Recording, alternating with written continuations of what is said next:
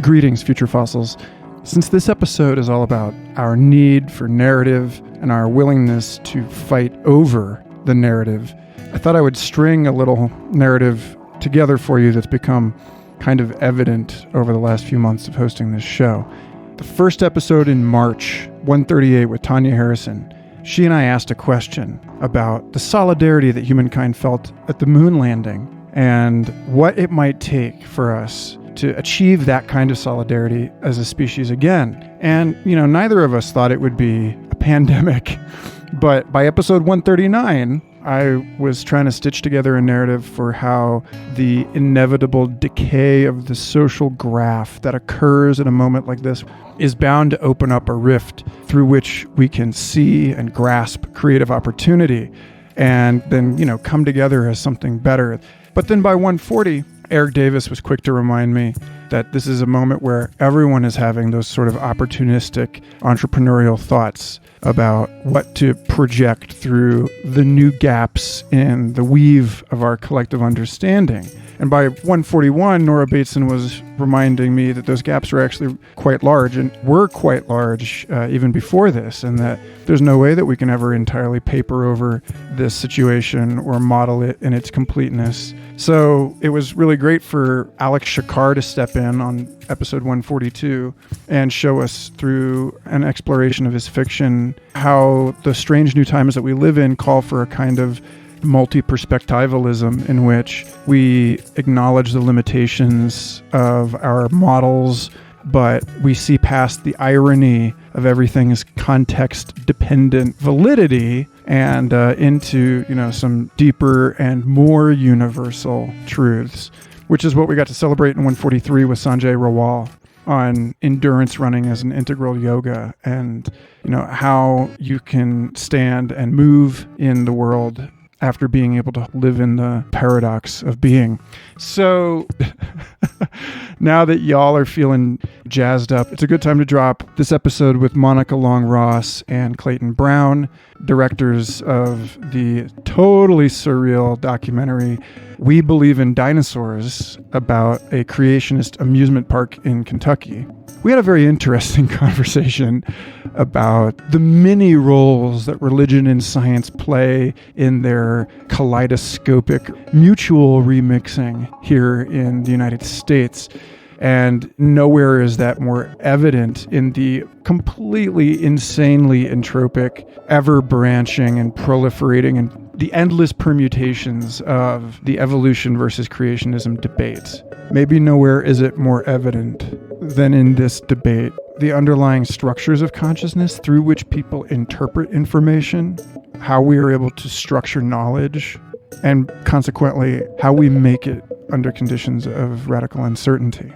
But before we get into this conversation, I want to thank absolutely everybody supporting me on Patreon, including new patrons B. Frank, Adam Ross editing your pledge up, Obo Martin, Hopa Rosali, Facundo Guerra, Nathan Burnsprung, my old friend from high school, Billy Mays III, an awesome looping guitarist friend of mine, Jenica Cruz edited your pledge up. Thank you all so much for helping me keep the lighthouse lit on this show, as it were. Now that things are shaken up, it does feel a lot more like a time when the civic society is making itself obvious. I feel like the smaller and more focused digital communities are proving to be the most rewarding right now. So I am late to the game, as always, but I have started a Discord server for Future Fossils podcast. I've gotten a lot more active on the Discord server than I've been even in the Facebook group recently, although that's still thriving. I'm trying to scale and make that ridiculous request upon myself to do this podcast and all the community stuff. But I'm glad to, because the time calls for it, and I'm grateful for absolutely every one of you and all the support you've been giving the show lately. Thank you. I hope you all are doing well. Feel free to reach out to me personally, futurefossils@gmail.com, in case you'd like to share, and enjoy this episode.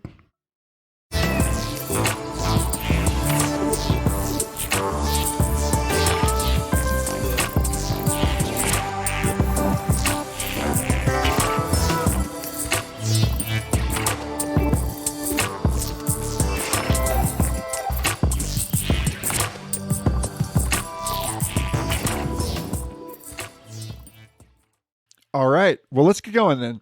Clayton, Monica, welcome to Future Fossils. Thank you. Thank you. It's good to be here. So last night I watched this film that you made, We Believe in Dinosaurs. And I don't know how your people found me. I don't know whether they knew that I went to school at the University of Kansas and studied paleontology at a time when there was an active court engagement between creationists and evolutionists in the state of Kansas, trying to get creationism taught in Kansas schools. When I was in college learning about dinosaur science, it was this question of one narrative versus another narrative, and people were trying to get them presented on equal footing to say, here are all of the possible stories of Earth's history, and they're all equal, and we're just going to lay them out. And that was the argument being used to say that this is what we owe our children. This film about the Ark encounter in Kentucky. Yeah, an amusement park. Mm-hmm.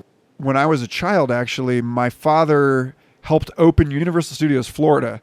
And that one of the park designers responsible for the King Kong and Jaws at Universal Studios Florida was responsible for the design of the Ark encounter, which is a very weird trip. You have a rich history with this topic. Comes from all angles. Yeah. So at any rate, welcome on board. And let's talk about this. You two documentarians, this is not the first film that you've made at this intersection about science and belief and faith and the cultural factors that keep people hoping against hope. What inspired you to make this film in the first place? It has a history. When we were making, speaking of court cases, when we were making the Atom Smashers, our very first film, which was about the search for the Higgs boson, and issues in that film were, will Americans support expensive science and that kind of thing? Do we have the will anymore to do that? But the Dover court case in Dover, Pennsylvania was going on, and that's where the Dover School Board wanted to get intelligent design, which is a kind of lighter version of creationism, into the school system. And it was all over the news. And so we were asking scientists there from all over the world, does this happen in your country? Do you have this push between religion and science going on in the public schools where they want to put creationism into the school curriculum? And people from traditionally Catholic countries, France and Spain, but all over the world were saying, no, this is very much an American problem, an American story. And so we put that in our thinking about it while we did this film, and we did another film, but we were very interested in this intersection and of Americans' strange relationship with science and how conflicts come, and certainly religion is one of the big ones. So that was the history. And then when we heard that they were building this life-size Noah's Ark and that they wanted to prove that the Bible was literally true and these things could happen, and they're in their both the museum and in the Ark, they were going to take on evolution. Well, we thought this is a story that we're very interested in because we're interested in these kind of conflicts. And especially if we do stories about science. So do you want to add, Clayton, to that? I think that's pretty much it. So let's anchor this story in the guy behind the Answers in Genesis company and the Ark Encounter experience, Ken Ham, who I had to double check and I looked it up. And in fact, yes, he is Australian. What is this guy's story? Because this is, Ken Ham, he was already a celebrity creationist before he started this project. Yeah, the film actually doesn't get too much into his past or his story, because I think, we decided fairly early on that we didn't want this to be about one person and about his vision, because it's us, it's America. Yeah, he does have some history in Australia as a creationist. He started a group there, ended up kind of fracturing off from that group and wanted to come to America. He thought the prospects were better, and he, for various reasons, chose rural Kentucky, partly because it's accessible to a lot of the country, by one day's drive or, something like that. It's fairly centrally located. It's in a rural place, so it's to a certain extent Bible friendly. But yeah, we don't really get too much into his story. He is definitely the visionary and the leader behind Answers in Genesis, and he, as you say, is kind of the celebrity creationist in America. He certainly has the biggest name recognition. When we interviewed, Ken Ham stays on target. All his answers, if you want to go and hear Ken Ham speak, you can go on the internet and look him up. He's done a lot of video blogs. He's done a lot of preaching. He has a certain message. He does it over and over again. And so he is in there as building this, but we wanted to have characters that had unique stories. But yeah, no, he's certainly, you can listen to Ken Ham all day long. It's something that I appreciated about the way that you presented this issue, because on the one hand, the opening of an enormous exhibit, a giant reconstruction of Noah's Ark, or perhaps the first construction ever of Noah's Ark, with, life-size animatronic dinosaurs and so on. This isn't just about religion versus science. This is contentious within the Christian community. And I found that was a really interesting point, that, that there is something innately fractious about this. And, to me, watching this film, especially when you get into the tri-state free thinkers that went out to protest this thing, and then the counter-protest that was roped into it, it just strikes me as a sort of thermodynamic, entropic process of just constant fractioning, the fragmentation into more and more sectarian perspectives. I guess what I'm gesturing at is it's odd that we live in a time when people feel so powerfully the need to push a particular narrative at the same time that the narratives are multiplying and fragmenting in the way they are. This film is a lens on an ecology of mind, that our world is, on the one hand, diverse in a way that makes it extremely creative and innovative. And then on the other hand, it's kind of clear that we're never going to have this sort of like collective human moment.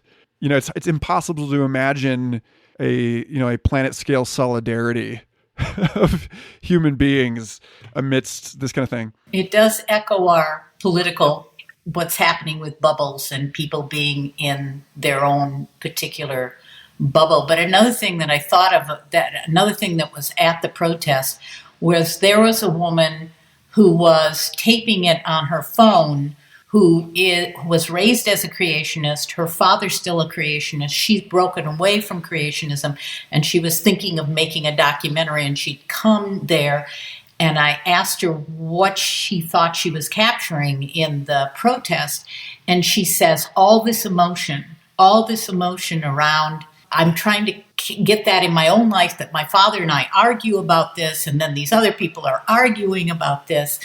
And that came to mind when you were speaking of how fractured in this is. But and another thing that came to mind is that when we took this into faith-based colleges, and afterwards, how many of these kids were grappling, and they came up to us afterwards, with parents who were one thing and they were trying to be another thing, and none of them knew what to do with Genesis in the Bible. Did they have to literally believe it or not literally believe it? And in their homes, they went in two different ways. Well, just think of politics. We think about Thanksgiving dinner. I remember it was a big thing. They were telling how to go home and sit at your family table and not get into these discussions on politics. Well, this seems to be the same thing. The kids are coming up to us and says, I can't talk to my parents about this. They are real creationists or theistic creationists, even if they aren't young Earth creationists. And I want to go in this. I'm going in this other direction. So yeah, it's very fractured. It's the religious Christians are fractured. Politically, we're fractured. So you're right. It echoes that. And it's one of the earlier things you were talking about is how very narrow and specific this particular belief system is. And Ken Ham has stated in multiple places that they believe, just like Georgia Purdom says in the film, that you must believe in every word of the Bible, because if part of the Bible is not true, then how do you know any of it's true? So for them, it really is a black and white, on or off type of thing. And one of the things you might have been referring to in the film, one of the characters, Dan, who's a geologist opposing the building of this Noah's Ark theme park, he discovers that they're doing discrimination in hiring by requiring anyone who applies for any job to provide a declaration of faith. They have to agree with the particular belief statement of creationism, which says, 6,000 years old, the earth is 6,000 years old, Noah's flood really happened, that you have to come from a particular Bible-believing church, and you have to have references there. And then, of course, things like marriages between a man and a woman, and that sort of thing. You have to sign this very, very narrow statement of belief before you can even consider being accepted for employment. And so that kind of mirrors their ideas really about who will be saved. There's not any room for deviation in this particular religious mindset. It's a very narrow doorway that you have to squeeze through to get into their favor. And that's one reason we included the Baptist minister, because, we felt it strongly that we had to show, if we got thrown back at us, well, you're just showing this one Christian group that believes this. And we say, okay, then we show that not everyone agrees with that. Yeah, and I think most Christians, even a lot of evangelical Christians, don't have a problem with the age of the earth. So it's important. Young earth and old earth creationists, yeah. Something that comes up a lot on this show has to do with a term Douglas Rushkoff calls present shock, which is where things have sped up to the point that we as human beings are no longer able to adapt at the rate that the world is changing. This is a riff on Alvin and Marie Toffler's Future Shock, where back in the 70s, they anticipated a resurgence of fundamentalism and parochialism and people digging in their heels, trying to find solid ground amidst, an accelerating wave of change. I guess, I wonder how much of this you think is about the psychology of the world just being insane right now, that so many Americans are entrenched in a young earth creationism or a science denial of whatever flavor, that the world has become so large and so complex that it's really testing our abilities to make sense of the information that we get, to understand. Like we were saying at the beginning of the call, like we don't, broadly speaking, teach people how to weigh one narrative against another, because, the creation story and the evolutionary narrative, which is not one thing, again, also, it's important to note that even within the biological sciences, the theory is contentious. That it's not contentious in the way that creationists claim it is. It's not like biologists disagree on that front, but the relative influence of epigenetics and so on. It seems to me like part of this is just because the amount of knowledge required in order to feel that you have a handle on the story requires domain-specific expertise that no one is capable of anymore. Because at some point, the buck has to stop on an authority. Like Ken Ham repeatedly says in your documentary, well, were you there? When you're talking about the age of the rocks, billions of years old, were you there? And so he's making a sort of proto-scientific appeal to, putting these things together through inquiry, through a process, but it's also hugely inconsistent. They're all using these high technological tools to build this thing that depend on the very same scientific principles that they're denying in other areas. It's true. There's a lot that you said, so I'll try to unpack a little bit of it. I would say, in terms of present shock, you'd be surprised at how eager they are to adopt contemporary science. In their minds, they are in no way science deniers. They're enthusiastic science supporters. It's just they have their own science that they believe is more accurate and more viable and aligns more with their worldview. But they don't deny technology, they don't deny science at all, except, they've just created their own science that agrees with the philosophy that they want to uphold. And what you're talking about with different theories of cosmology and these other things, that's the way science actually works. Of course, you challenge ideas, you try and disprove ideas, and scientists disagree on a lot of these very specific elements. And the creationists look at that as evidence of that it's not particularly good science. And they say, well, no, look, we have answers that are bulletproof. So our science is better than theirs. So they embrace their own science to such a degree, and it's easier. As you say, there is a lot of domain-specific information because cosmology is tough and geology is tough. I was talking with Dan yesterday, and he says, it takes me, Dan Phelps, the geologist in the film, he teaches geology. He says, it takes me days just to get through some of the basic concepts of geology in my class. But with creationism, just a couple of sentences and that gap is filled in. And it's very easy to understand. It feels good. It feels like you know a lot. And they also encourage the believers to just trust their own staff scientists. Listen, they've got it figured out. You don't really need to know all this stuff. As Ken Ham says in the movie, come talk to our scientists. You won't understand anything they're saying, but come talk to them. And that's kind of an insidious way of saying, you don't need to understand all of this stuff. We've got it figured out. And then the last thing I'll say when you're talking about Ken Ham, they do make a very distinct difference between experimental science and observational science. And the stuff that's today, now in the laboratories, they're all for it. But stuff in the past, they believe if you can't observe it, then it's not valid. And as Dan gets very frustrated by that and says, well, then how can we do, forensic science where you reconstruct things out of the past? If everything stops at your own senses, how can anything be proven? How can anything be trusted in the world? So they have a really weird approach to science, and they would be the first to say that they are science enthusiasts, which is interesting.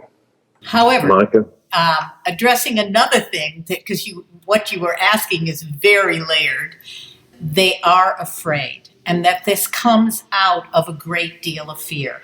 And as Georgia Curtis says in the film, this is to rescue our kids. They are afraid that the secular world is winning, and it wins through TV and it wins through movies.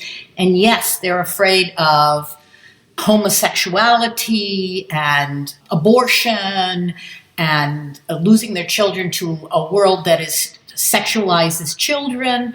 They have a lot of fears about the world moving too fast and throwing too much at their kids. So they know their kids are hearing evolution and science, just like Georgia picks them off in the film. This is what they're hearing in commercials, even, she says. And so to bring their kids back, they knew they needed science. And one thing they say in there is, what are dinosaurs? They're missionary lizards. That's what Ken Ham calls them. And he asks the kids to repeat that because he wants them to know, you like dinosaurs? You like animatronic dinosaurs? You want to come to a real museum and see dinosaurs? Well, we're going to use them And when you're here, we're going to tell you our story, and we hope that you will come back to the fold. So yes, you're right. They are afraid of change. They are afraid of their world crumpling and their kids leaving the religion and going off to college and studying paleontology and learning science in a way that doesn't fit their worldview.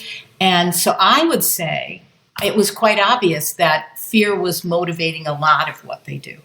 The fear of losing out and losing their followers. Yeah, I think that's true. The rather than it being, as you were suggesting, a fear of society and technology moving too fast, I think, like Monica's saying, it's really a fear of secularism and humanism moving too fast.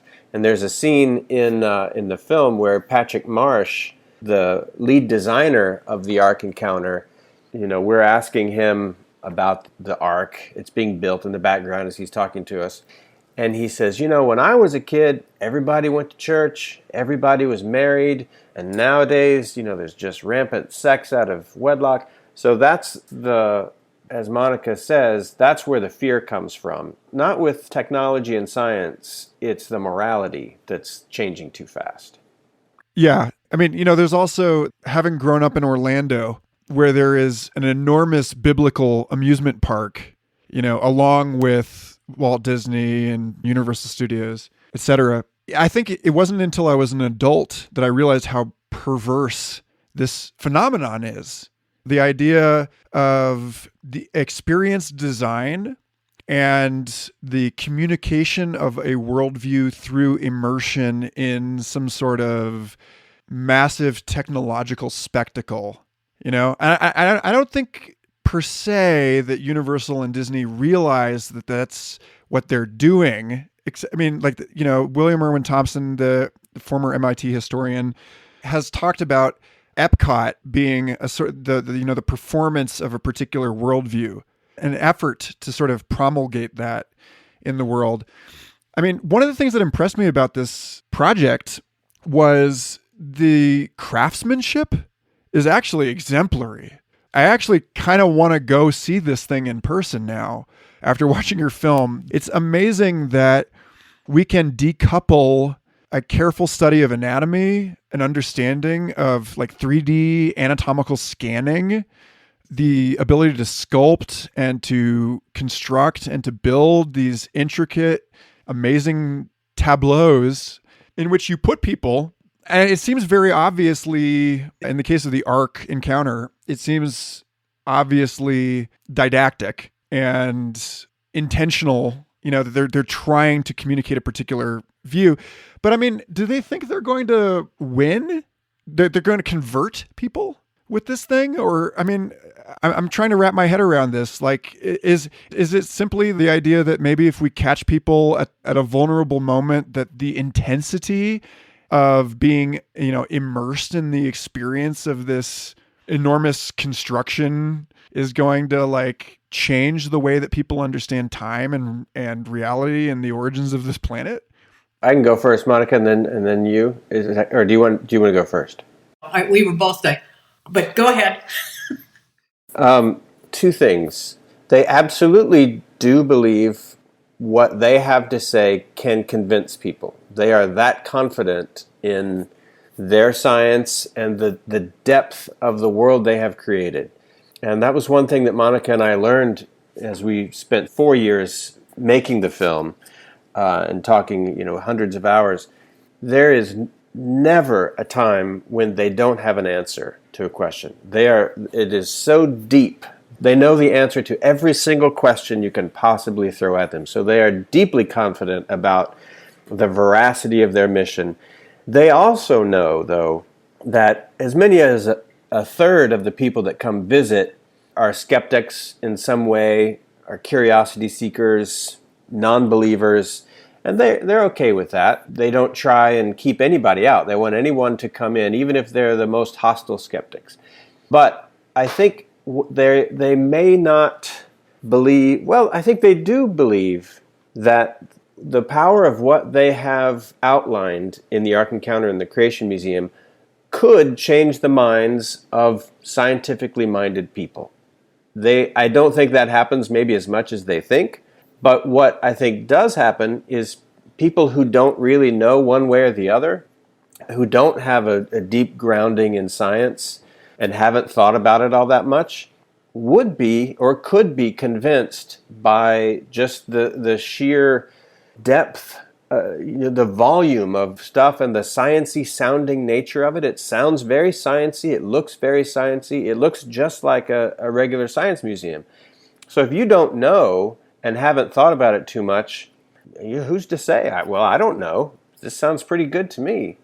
And another thing, they have an emphasis on children, and they do have school, they offer cut rates to schools, and they have schools and homeschooling students who do their science there, and they make their scientists available to those kids. So I think they hope that they're going to get into kids' minds and leave a reasonable doubt. They have a video that's called Men in White about these two angels who come down and go to a classroom setting, and they question their biology teacher with variations of "were you there?" But that arms the kids to talk back. So that's one of their emphasis is like that. But they also hope, for one thing, we have to remember it's about faith, and it's about religion, and it's about saving souls. And so they really believe that they're on a mission, that if they are right, which one of the creationists says in there, then these people are going to hell.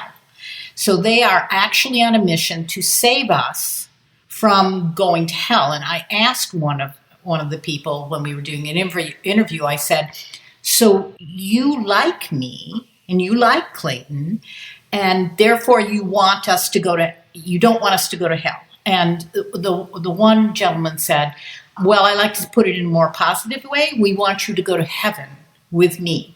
And I said, okay. So it's in many ways, they're using science for what they see as a higher calling to save us all. So that emphasis is get as many people into the ark, and they want to proselytize. That's one of the tax issues in there.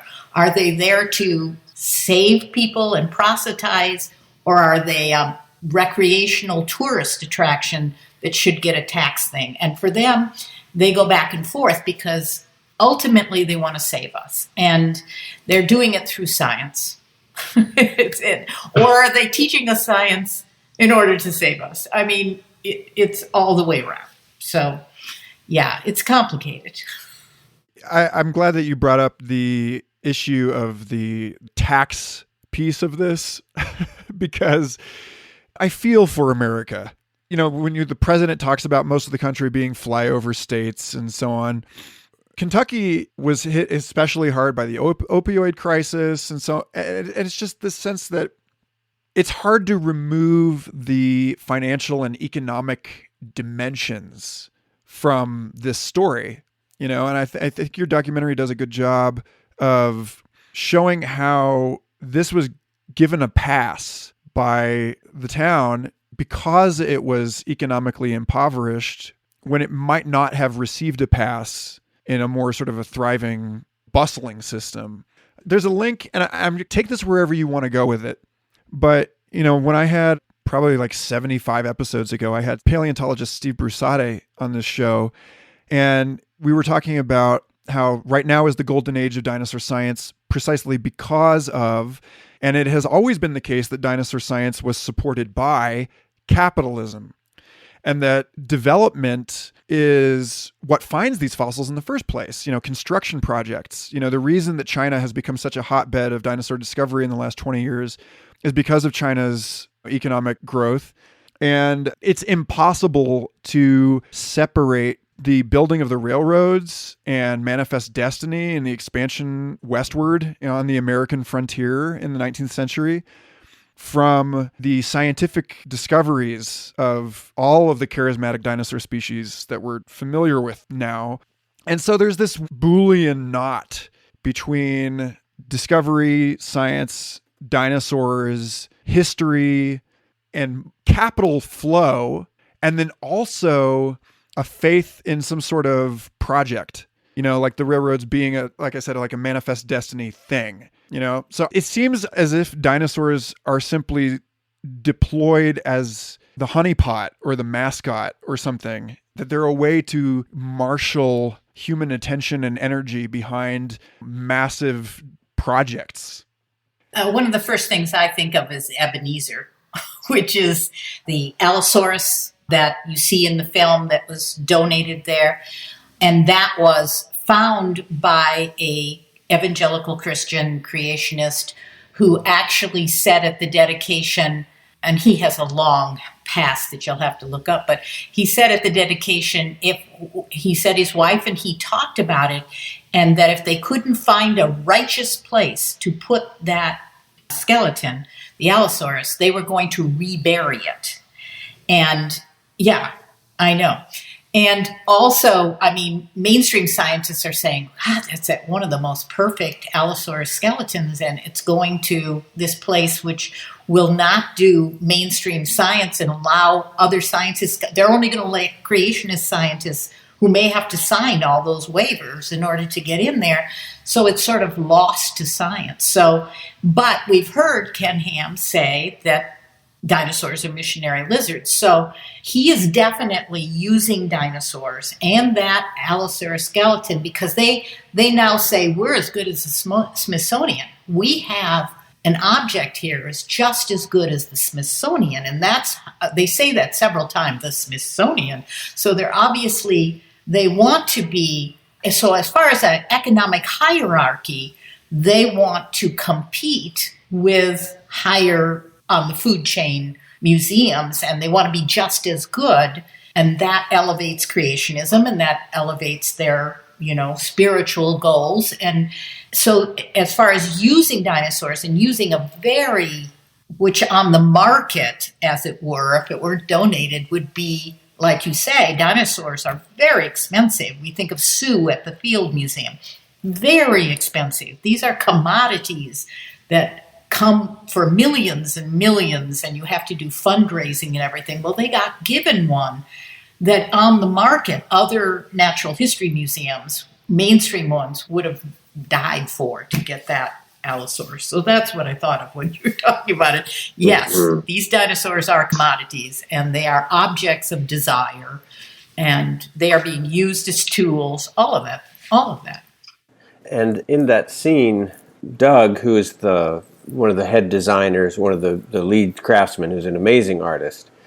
They're loading in the Allosaurus, and this was one of the first times we had met him, is when we were filming that scene.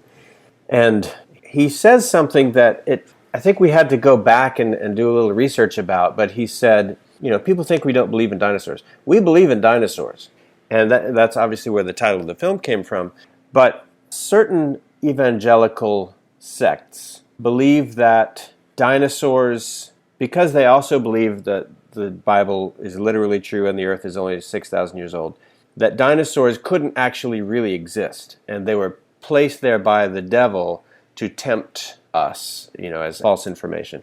And so he was using this as a way to kind of separate creationism and what they believe from, these more silly things. That, oh no, we believe in dinosaurs.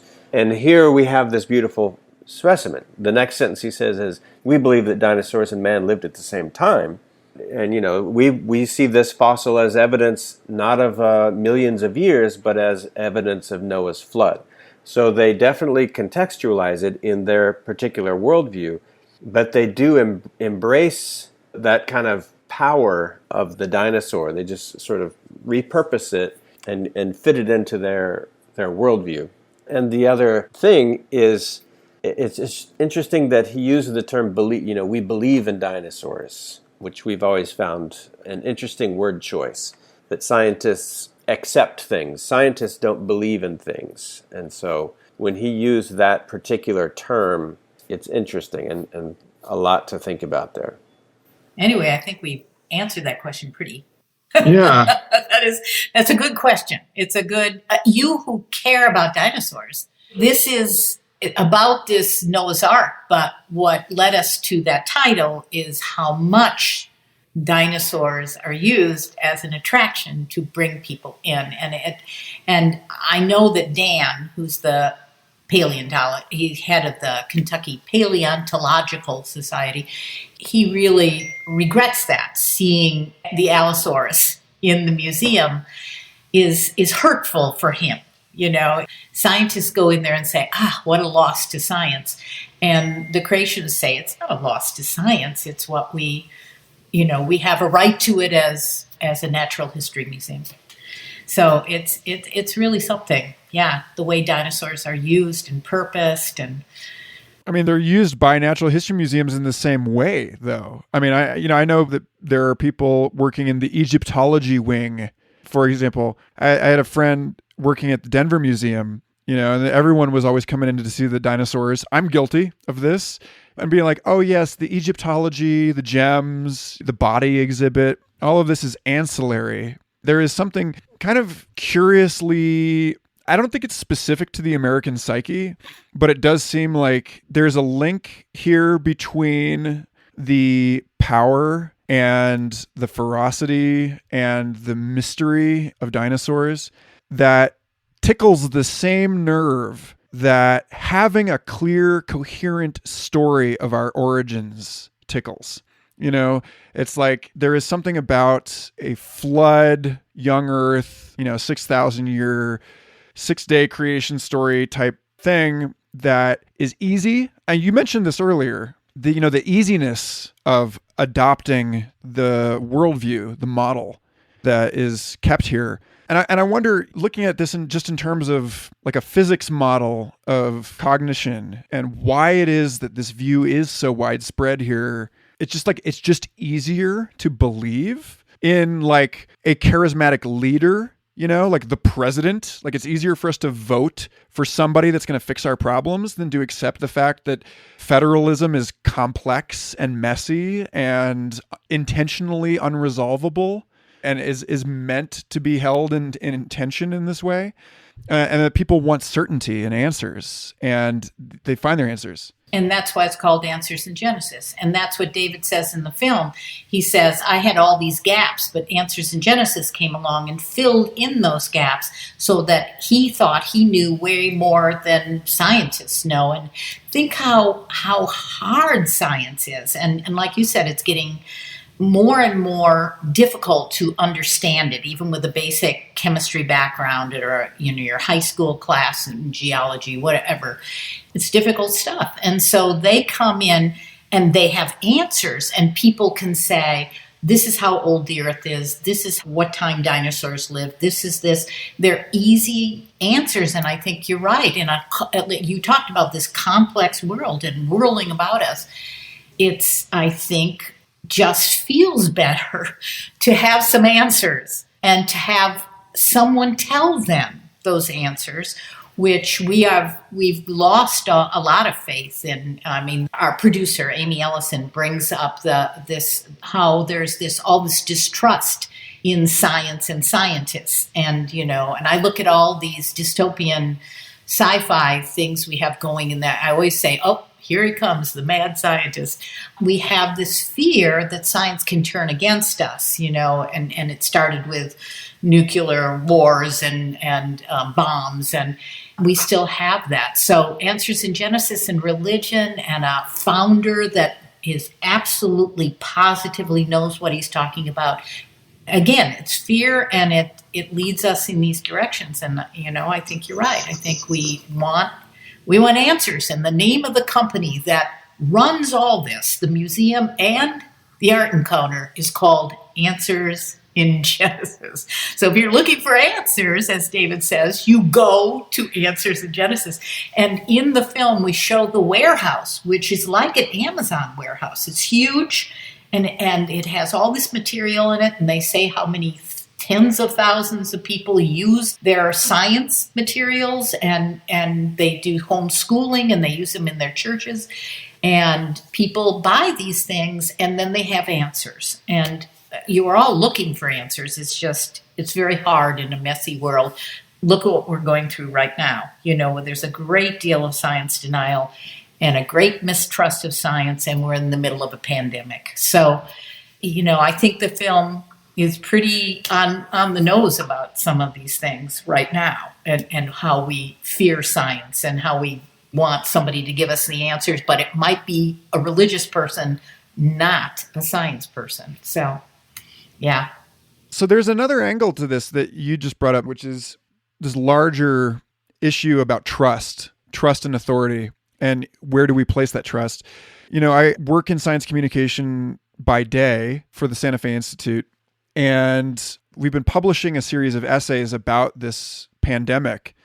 One of the essays recently published by our social scientists, Mirta Galasic and Henrik Olsen, was on how this crisis presents an opportunity for science and science communication to restore trust in the scientific process and in scientists specifically, because what used to be abstract is now imminent. It's now tangible. The idea of a global pandemic is not an idea anymore. It's something that people are actually living with, and people, they know people that are sick or have died from this particular virus. But we're not going to get that with dinosaurs. We're not going to get that with the history of the Earth. There's not going to be, unless we enter some sort of weird science fictional scenario where like a time portal opens up and a Tyrannosaurus walks through it. These things remain remote and abstract. And as you mentioned earlier, it's this thing about it's not observable firsthand. And so I feel like your film, in a way, it addresses the ultimate contest, which is, how do we begin to rigorously discuss that which we cannot put our hands on and know immediately? And then who do we believe with regard to this? I've had this idea for years that the movement from faith-based thinking to science is not, like, in some sense, a difference of kind as it is a difference of degree. That they are using the data set of this particular Bible. And then a lot of people now think that science is about the bedrock of the five senses as your evidentiary layer.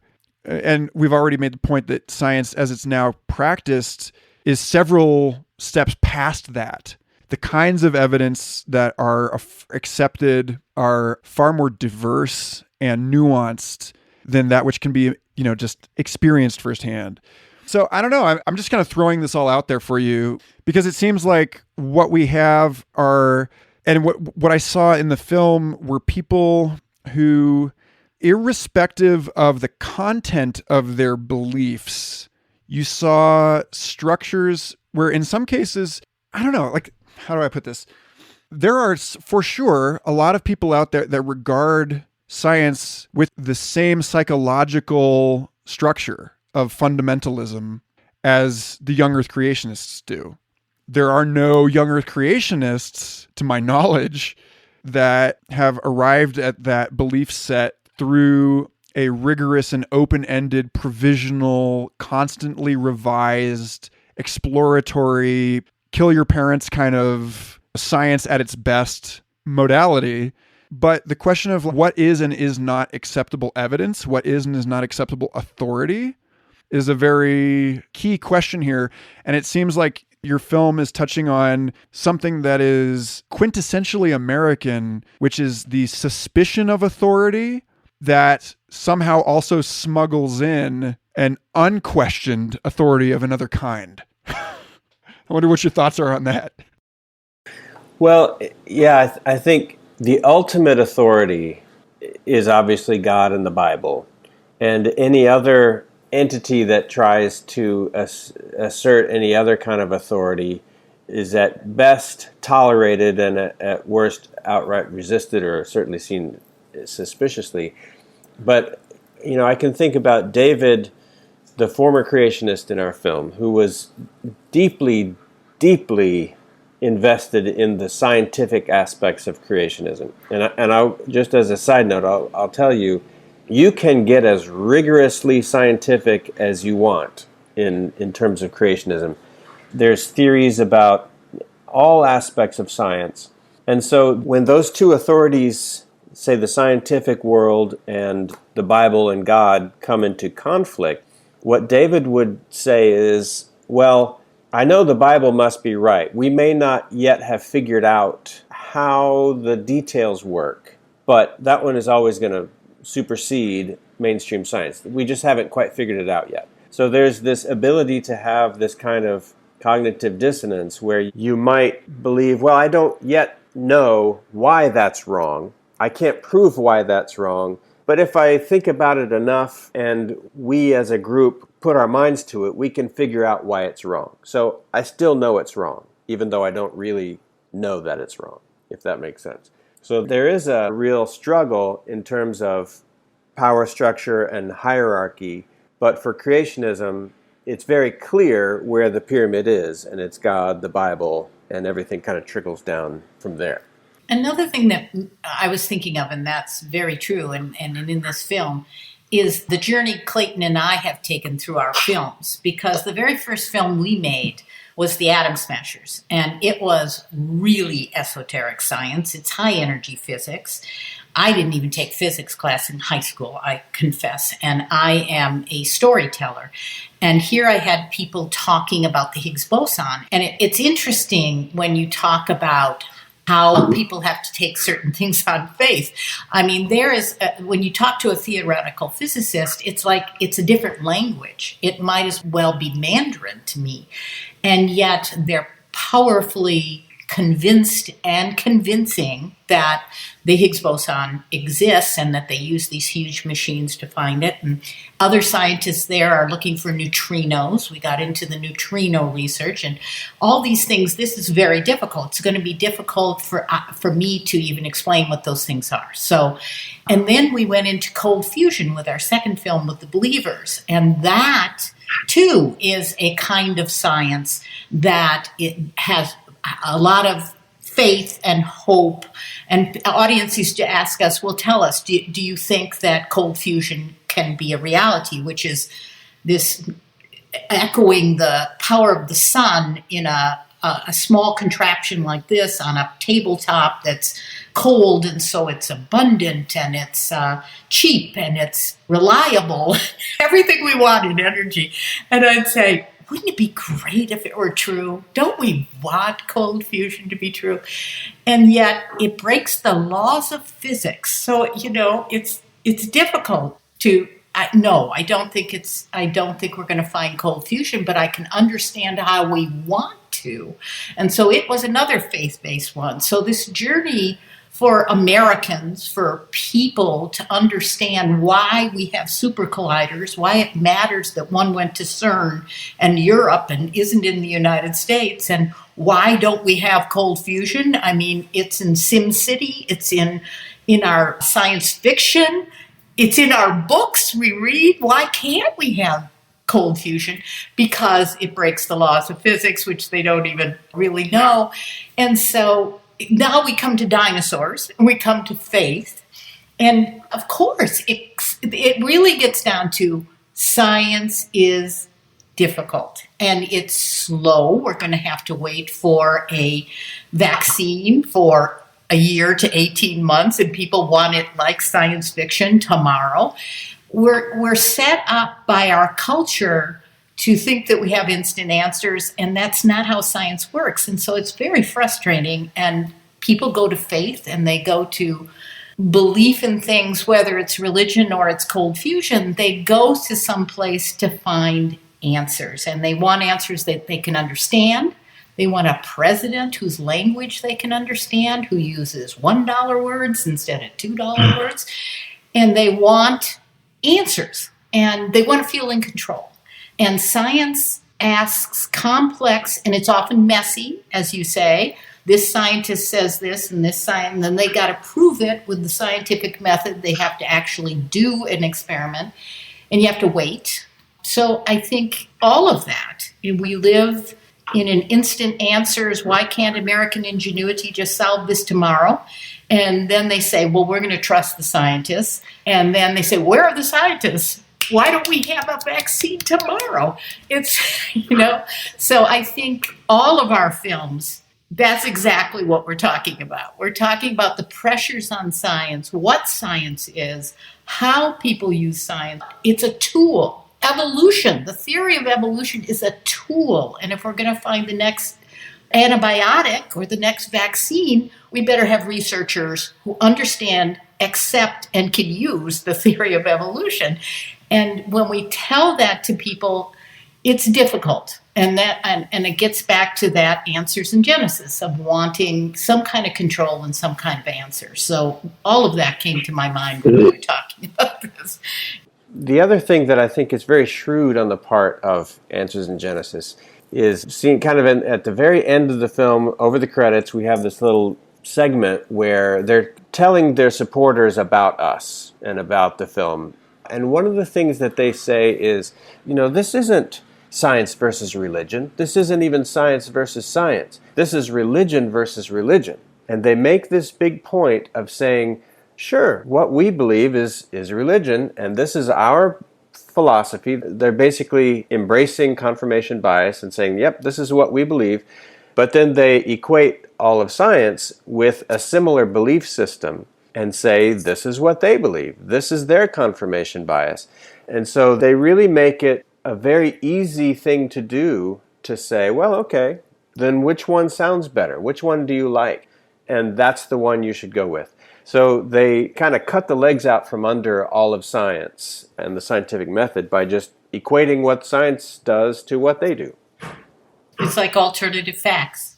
Yeah. And I think that that's really the bedrock of this whole issue, which is that we're in a world for which the salient details of the life of an average person in regards to greater concerns, national, international, planetary, historic, cosmological frames of reference, all of those are out of grasp. So like that social science article I alluded to earlier talks about, we look to people like ourselves for insight because it's easier. Homophily, that we tend to project the opinions of our close group of friends and assume that that's, representative of the world at large. But this breaks down when, the matter somehow, is able to move from like a global scale to the local scale. I guess what I'm saying is like, how far do you think we are from the limit of absolute relativity? At what point do these narratives hit the wall? And we have to start telling the same story because, like in the case of the pandemic, no matter what you believe, at some point it becomes a life or death matter. And global warming too. I say, right. You don't have to believe in global warming and it's still happening. It doesn't matter whether you believe in it or not. And with the pandemic too, it doesn't matter whether you think it's a hoax. It's killing people. And so I don't know. I don't know when it's going to hit the wall. What's the tipping point where we all agree? Well, let's talk about politics. I don't know. I don't know about that. I think it would just have to come down to, unfortunately, verifiable, experimentable data, evidence, repeatable. When Bill Nye debated Ken Ham, and that's a whole different topic, but the moderator at the very end of the debate said, all right, would there be anything that would make either of you change your minds and say, oh, I was wrong about this? And so obviously the debate was whether or not evolution was real. And Ken Ham said, nope, nothing would ever convince me. And Bill Nye said, yeah, absolutely. Show me evidence and I will completely change my view. I don't want us to get to the point where we're all asking, were you there? Because that's dangerous too. And I think we do have to stand on the shoulders of generations and thousands of books and millions of person hours of research, and we can say, okay, yes, we can assume that this is true because it's been deeply, deeply verified. I don't need to go back and learn all of particle physics in order to know how to bake this bread. We have to be able to start somewhere with something that's accepted. And I guess that's a fuzzy area. And I think for the creationists, there's a direction that they go back to, and that's the Bible. They believe every word in the Bible is true because it's the inerrant word of God. And I think if that's not our path, then we we go back to Isaac Newton and Aristophanes, and at some point say, yes, there's a certain body of knowledge that I accept as real, and I don't need to be proven that. And that maybe that's different for every person. Yeah. Like you say, for us, we're going to accept the overriding amount of evidence. And for a certain group, they're going to say, no, we don't accept that. And so, I don't know. From our journey, I came out thinking that we need to talk about the separation of church and state, and that we need to talk about religious privilege versus religious freedom, because the evangelicals will say, well, you're going against religious freedom, but we live the way the United States it has always been, or gradually became, was that we are a pluralistic society, and that if you're going to teach a creation story in a biology course, then what creation story? Because the Native Americans who are American have a great, and you live in New Mexico, and I lived in Arizona for a long time, and we know that there are Native people who have deep religious beliefs about how the world was formed, and the Asians have deep, very old ones, and we have all this fracturing among the Protestants and the Catholics and the Mormons, and so different flavors of Christianity. So if you're going to favor one and say, we're going to teach this in a biology class, well, what about all these others teaching in a biology class? So this difference between religious freedom and religious privilege, because everyone has the freedom, but they want certain privileges. I came to the conclusion that the separation of church and state might be the only thing that we can really hold on to as a principle that is American, because we weren't going to go, and we get asked by audiences, did you go into this film and come out of it changed? Did you change your view? And I say, do you mean, did we get convinced that creationism and that the world is only 6,000 years old and that dinosaurs and men live? No, we did not get convinced that. And nor did we convince them that evolution is.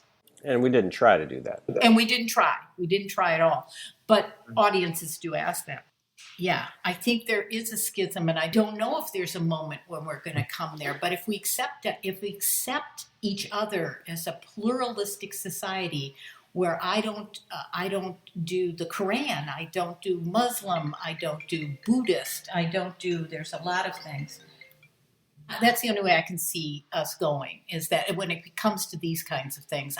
As far as politics, I don't know. But when you're talking about getting along, that's the way we've always gotten along, is that we all have rights. We all have equal rights. We don't have privilege of one over the other. But faith is always going to be with us. Yeah. And science, hopefully, is going to be with us, because we need science as a tool. Yeah. I guess what seemed sort of baked into this story that you captured in this film and in the broader arc of your work as documentarians is that, and you just touched this, that the sort of manifold of possible worldviews is not about to collapse anytime soon and fold everyone into a common understanding. And if anything, it's only proliferating more and more rapidly, to the point where you now have the scale of the information and the opportunity available to us in this world makes it such that you can have people that believe themselves to be rigorous scientists that are holding science conferences, like you show in this movie, giving scientific presentations, or at least in the style of scientific presentations, advocating for human dinosaur coexistence. And, this seems to be sort of a byproduct of, there's like a related principle, like Rule 34. I don't know if you know this, that, if it exists, there is porn of it.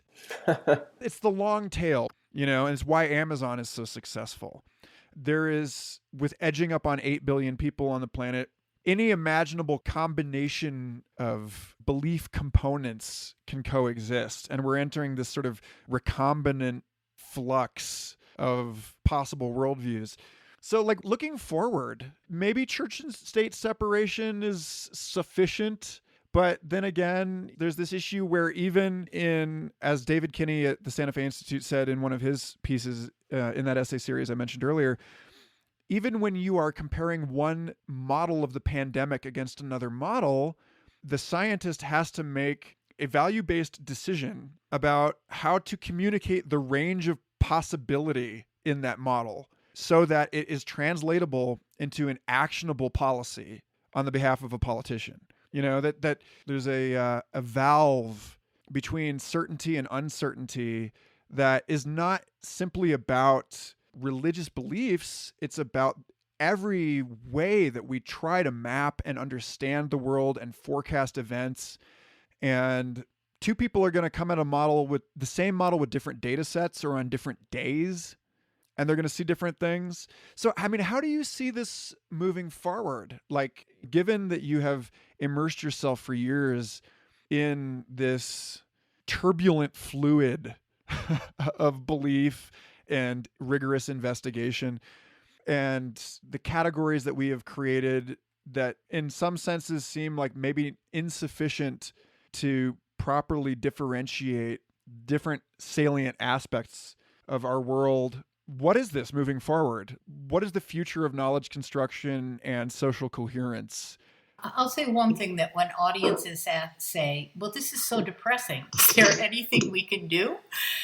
One of the things we say is, like I said, it mirrors the politics. It gets down to voting.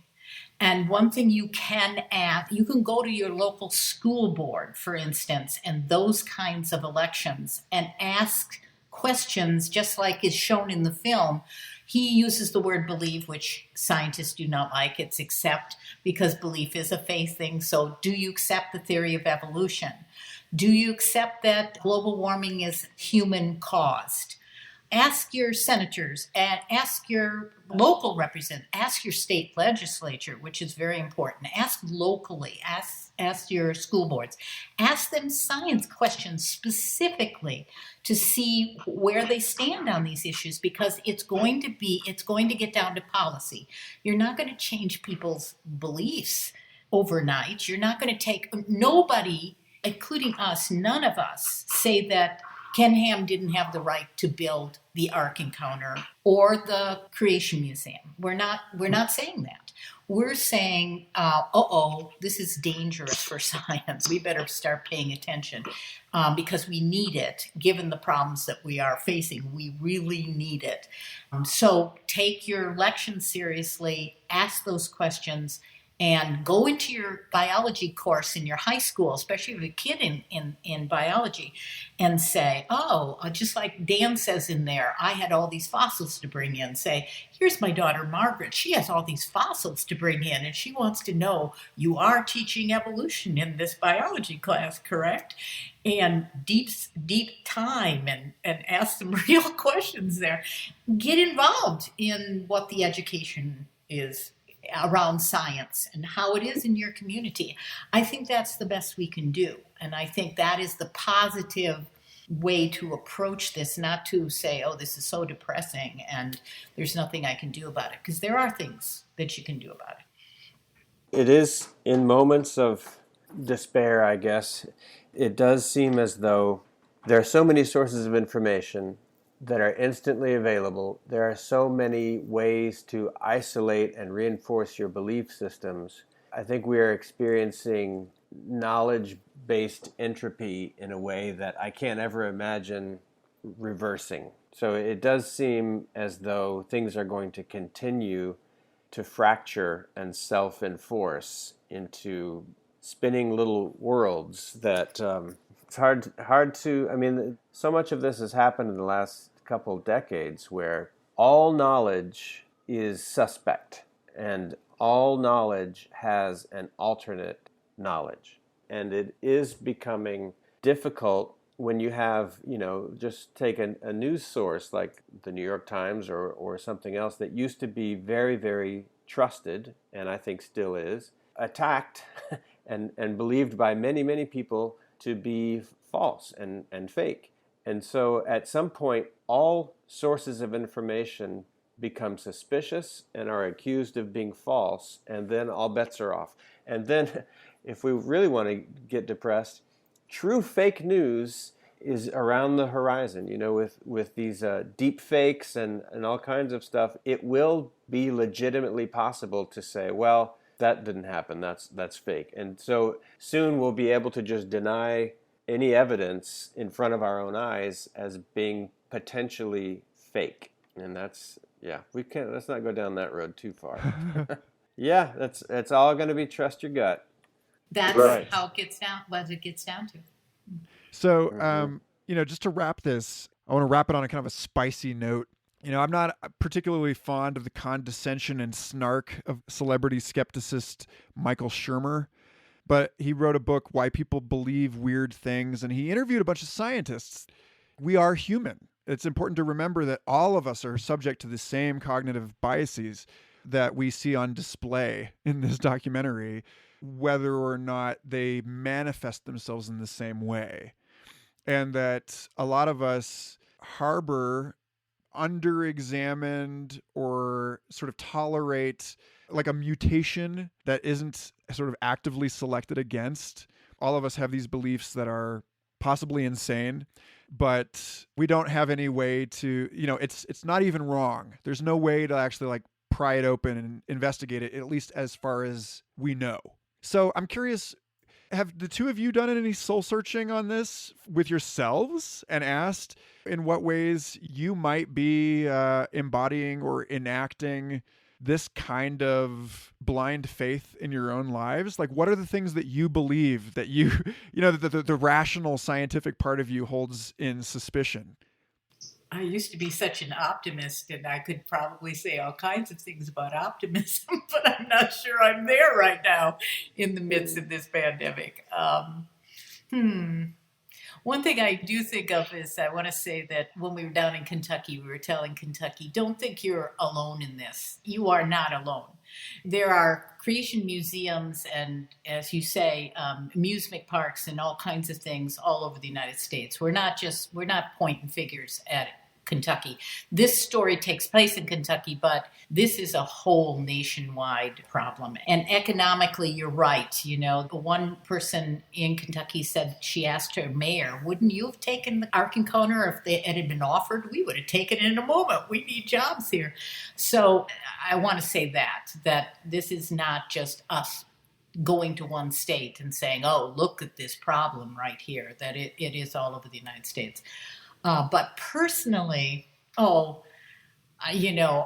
pretty much an agnostic about everything. So I think within the scientific community, there are times when I would make room for magic in the world that scientists would probably say, wishful thinking, and that kind of thing. So I'm very much, I live in a glass house. I'm and that I think you can tell by the tone of the film that both Clayton and I are not, there's no mocking, there's no making fun of people.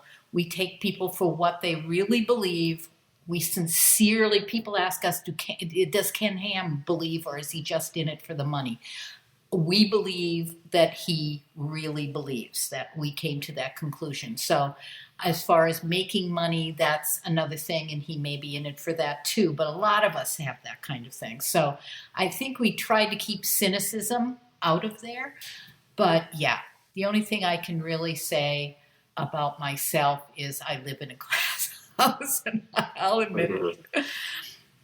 I think when they said at the end of the film and all through the making of our film, this is religion versus religion, and the idea that, and this, I think you mentioned this earlier, what is it that we believe, and what's the boundary between something we believe and something we accept? And so I've since then done a lot of thinking about, to me it seems very clear that believing every word in the Bible is true is a faulty mindset. But it is also true, I don't really know, I couldn't do any geology on my own. I don't have any way to prove myself that the Earth is 4.5 billion years old, but I accept that. And so I think the way it settled out in my mind is I believe the scientific method. And if I can believe deeply and firmly in the scientific method, I know all of that science that I accept has been arrived at by the scientific method. And all of the things that the creationists accept are absolutely not the scientific method, but are just someone says it's so, and so you believe it. I've developed a comfort level, I guess, with that dual system, I guess, where I don't know things, but I accept things, but I accept things because these other people did it in a certain way with the scientific method. So I guess that if I have a belief system, I believe in the scientific method. I don't know if you would call that a religion or a spirituality, but that covers all of the things that I physically can't prove to myself or tangibly demonstrate, but I accept. Like the Higgs boson and neutrinos. Yeah, I can't point to one of those, but I trust that the high energy particle physicists have used very rigorous methods to get there. Yeah. And of course that opens up a whole other thing about, like the photograph of the black hole, which was this algorithmic reconstitution of all of this data. And, where the burden on scientific communication lies. Should people be able to understand the world? Well, I mean, can we? No. I don't know. Anyway, this is a mess. And I think the two of you have done a really excellent job in filleting this mess for your audience and just showing the map of the problem that we live in now. And it was interesting. I found myself just watching this film with this sort of beatific detachment. Like it doesn't upset me the way it used to. This is the world that we live in, and it's a curious place. And you've done a fine job of mapping it for us. So thanks for taking the time to talk about this. Thank with you. me today. Great, thank you. Thanks again for listening to Future Fossils.